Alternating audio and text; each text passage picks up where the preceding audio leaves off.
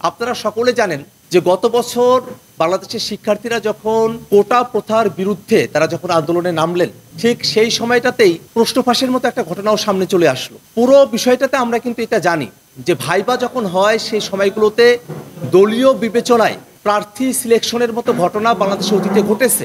সব সরকারের আমলেই এটা ঘটেছে। নতুন যে বাংলাদেশ, সেই বাংলাদেশে আমাদের চাকরি প্রার্থীরা তারা পরীক্ষা দিবেন, পরীক্ষা দেওয়ার পরে দলীয় বিবেচনা ব্যতি রেখেই তাদের মেধার উপর ভিত্তি করে তারা নিয়োগ পাবেন, দলবাজি বন্ধ হবে নিয়োগের ক্ষেত্রে, সেটাই আমাদের সকলের প্রত্যাশা।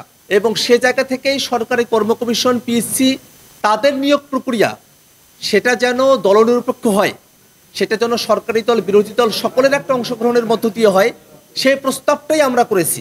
এবং আপনারা জানেন যে বাংলাদেশে যে দুর্নীতি দমন কমিশন রয়েছে, সেই দুর্নীতি দমন কমিশন এখন একটি সংবিধিবদ্ধ প্রতিষ্ঠান। দুর্নীতি দমন কমিশন সেটার নিয়োগও নির্বাহী কর্তৃত্বের অধীনেই সম্পূর্ণ হয়ে থাকে। এবং তার ফলেই দুর্নীতি দমন কমিশন যার কর্তব্যের জায়গা ছিল, যারা ক্ষমতায় আছেন তারা কি কি জায়গায় দুর্নীতিগুলো করলেন সেটাকে ফাইন্ডিং করে সেটাকে নিয়ে এসে সেটা একটা বিহিত করা, সেটা না করে তারা বরং বিরোধী দলের উপরে খড়গহস্ত হওয়ার মতো প্রতিষ্ঠানে পরিণত হয়েছিলেন। সরকারি দলকে দুর্নীতি থেকে দায় মুক্তি দেওয়ার মতো ঘটনাগুলো এই দুর্নীতি দমন কমিশনের মাধ্যমে ঘটতো। এটা সম্ভবপর হতো কারণ দুর্নীতি দমন কমিশন সেটা সরকার প্রধানের ইচ্ছায় সেটা নিয়োগ হতো।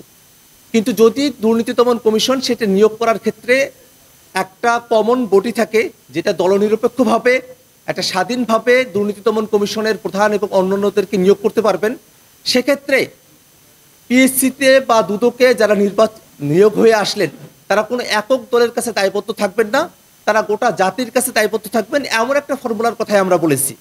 এবং একই সাথে একটা জিনিস মাথায় রাখা প্রয়োজন, পিএসসিতে নিয়োগ কিভাবে হবে সেটা বর্তমান সংবিধানের 138 অনুচ্ছেদের মধ্যে বলা আছে যে রাষ্ট্রপতি নিয়োগ প্রদান করবেন। এবং আমরা সকলে এটা জানি যে রাষ্ট্রপতি আসলে প্রধানমন্ত্রীর পরামর্শক্রমেই নিয়োগগুলো দিয়ে থাকেন। এই কথাটা কিন্তু অলরেডি সংবিধানে বিবৃত আছে। তাহলে যারা যুক্তি উপস্থাপন করছেন যে পিএসসির এই নিয়োগের অথরিটির যে বডিটা আছে, সিলেকশন কমিটিকে সংবিধানে অন্তর্ভুক্ত করলে সংবিধানের কলেবর বৃদ্ধি পাবে, সেটা মোটা দাগে একটা অসত্য যুক্তি। কেননা অলরেডি কিভাবে নিয়োগ হবে সে কথাটা সংবিধানের মধ্যে বলা আছে।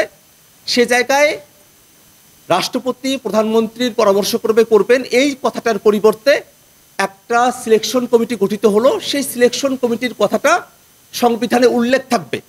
এটা খুব বড় ধরনের সংবিধানের মধ্যে পরিবর্তন নয় যদি আপনারা কন্টেন্টের দিক দিয়ে হিসেব করেন।